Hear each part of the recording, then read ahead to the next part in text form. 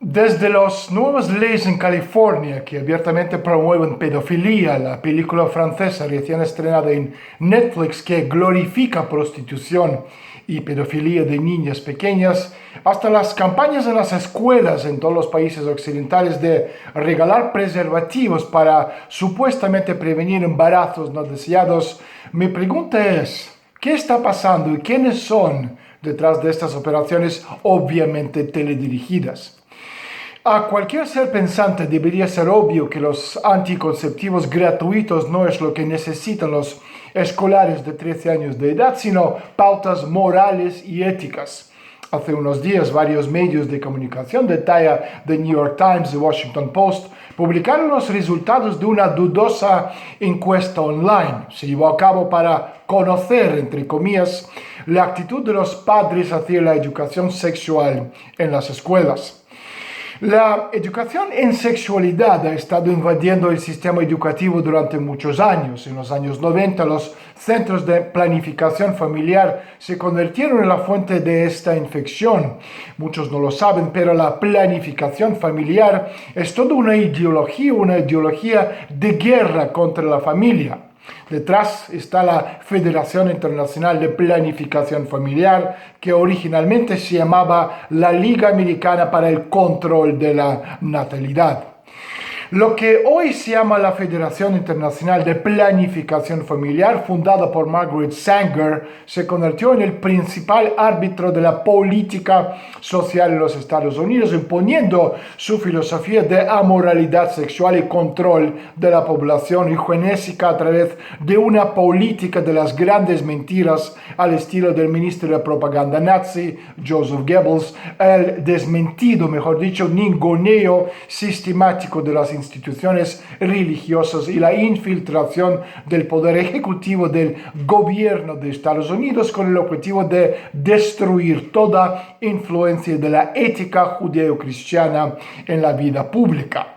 Uno de los proyectos exitosos de Sanger, por ejemplo, fue ganarse el apoyo de los pastores de la iglesia negros para que los negros no sospecharan que el control de la natalidad era un complot para exterminarles. Este es un tema amplio y también un tema aparte. Volvemos a la educación sexual. El mal, como suele suceder, se nos impone con un pretexto benévolo. El razonamiento científico de la tiranía siempre ha resultado atractivo para las élites porque crea una cómoda excusa para tratar a sus congéneres peor que a los animales. La teoría de la eutanasia, que se basa en una peregrina idea de superioridad y inferioridad hereditarias, fue concebida entre los años 1880 y el año 1900 por la élite del Imperio Británico. Este grupo vio la oportunidad de hacer avanzar a la humanidad hacia una nueva Edad Media, tomando las riendas de la perversamente racista teoría de Charles Darwin de la evolución basada en la selección natural, regla según la cual sobrevive el más apto, a la que aplicaron principios sociales para desarrollar el darwinismo social.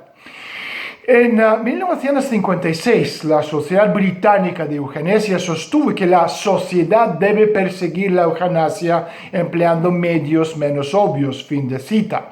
O sea, la planificación familiar. Todas las políticas de control de la población cambiaron simplemente del nombre y continuaron trabajando bajo la protección y los auspicios de las Naciones Unidas y también organismos y organizaciones asociadas. La Sociedad de Eutanasia y Higiene Mental de Gran Bretaña, Estados Unidos y el resto de Europa sencillamente recibieron o reescribieron los nombres más agradables como Asociación de Salud Mental de Gran Bretaña y la Asociación Nacional de Salud Mental de Estados Unidos, que posteriormente se convirtió en la Federación Mundial de Salud Mental. La Liga Americana para el Control de la Natalidad pasó a llamarse Planificación Familiar, que en la actualidad es la responsable de una masiva despoblación de África. No es muy conocido el dato de que en estas últimas décadas han estado operando en África algunos de los organismos más importantes de ayuda humanitaria y varios grupos estadounidenses de cristianos fundamentalistas. Su estandarte es la planificación familiar, que se entiende de otro modo cuando se ven las verdaderas implicaciones y los objetivos a largo plazo. Estas políticas de planificación familiar cuentan con el respaldo de la ONU, Banco Mundial, el Fondo Mundial Monetario Internacional y también la Fundación Bill Melinda Gates, también Fundación Rockefeller, también George Soros y Open Society, entre muchos otros organismos oficiales. En 1972, en el afán de hacer frente a la denominada emergencia demográfica, el Banco Mundial financió un proyecto de 21 millones de dólares con lo que se llevaron a cabo varios millones de esterilizaciones voluntarias en África y en el sudeste asiático y produjeron millares de muertos. Es posible que a la mayoría de la gente esto le resulta como mínimo alucinante, pero los héroes intelectuales de la pasada era como Margaret Mead, los hermanos Huxley y Carl Jung, principal promotor, de hecho, del inconsciente racial colectivo, no solo asistieron a conferencias año tras año junto con médicos nazis responsables de algunos de los crímenes más horrendos cometidos contra la especie humana, sino que además apoyaron con mucho entusiasmo todas las teorías que dieron lugar al holocausto. Por ejemplo, en los años previos a la guerra, Jung fue el director de la revista alemana de psicoterapia junto con el doctor M.H. Göring, el primo de Hermann Göring y colaborador de un proyecto de eutanasia T4 que debía eliminar 400.000 enfermos mentales de las instituciones alemanas. A propósito, la llamada reforma de salud del presidente Barack Obama, Obamacare, fue una copia de la política T4 de Adolf Hitler, un plan para eliminar a aquellos que el gobierno considera comilones inútiles. Inmediatamente después de la guerra, Sir Julian Huxley cambió el nombre de su programa de control forzado de la natalidad, crecimiento económico cero y tecnología de control mental de masas y continuó aplicando los principios que condujeron al asesinato en masa de los racialmente no aptos. En 1974, Henry Kissinger, el hijo intelectualmente sodomizado de Huxley, dijo que la despoblación debería ser la prioridad de la política exterior con respecto al tercer mundo, tal como escribió el Club de Roma en su publicación del año 1991 titulada La Primera Revolución Mundial. El verdadero enemigo es la propia humanidad, la misma teoría que sostiene Greta Thunberg, Fondo Mundial de Naturaleza y obviamente Greenpeace. Mi postura es la siguiente: el modelo occidental de educación sexual, pedofilia organizada y respaldada desde los más altos estamentos de los gobiernos o sus lobbies antihumanos no tiene cabida en ningún país. Enseñar a los niños de jardines de infancia cómo hacer canilingus a una niña no es libertad de expresión ni manera de concientizar a los niños. La educación sexual que se nos impone, que incluye mostrar pornografía a los escolares, distribuir anticonceptivos, de tener unos travestis, leer cuentos de hadas a los niños, solo puede empeorar la situación. Lo que necesitamos hoy son cursos de educación familiar. Lo que los escolares pueden aprender a ser marido y mujer, padre y madre, impregnados con la chispa divina.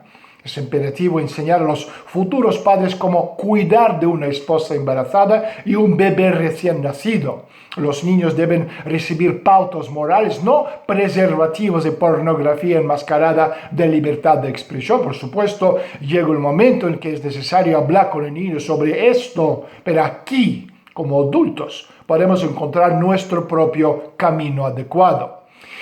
Las recetas que se ofrecen comienzan con una reforma de la vida personal y familiar y se extienden al activismo en nombre de la causa pro vida en la política. Como dice Lyndon LaRouche, falta la otra mitad del mandato de Génesis en el que Dios ordenó al hombre no solo ser fecundo y multiplicarse, sino llenar la tierra y someterla. La justicia económica sin progreso económico es una construcción vacía. Debemos decidir si nos sumimos en una nueva edad oscura, en la aflicción y degradación, o si encontramos un nuevo modelo para el desarrollo humano y no nos limitamos a crear una nueva civilización, sino una nueva humanidad. Lo que necesitamos es un nuevo paradigma de civilización, una nueva filosofía y una nueva ideología, una nueva ética, una nueva cultura, una nueva psicología y una nueva metafísica. Tenemos que restablecer nuestros límites, ir más allá de nosotros mismos, de la Tierra y del sistema solar. Surgirá una nueva realidad y un futuro hombre. Para terminar, si usted es capaz de temblar de indignación cada vez que se comete una injusticia en el mundo, entonces somos compañeros. Soy Daniel Stulin, muchas gracias y hasta la semana próxima.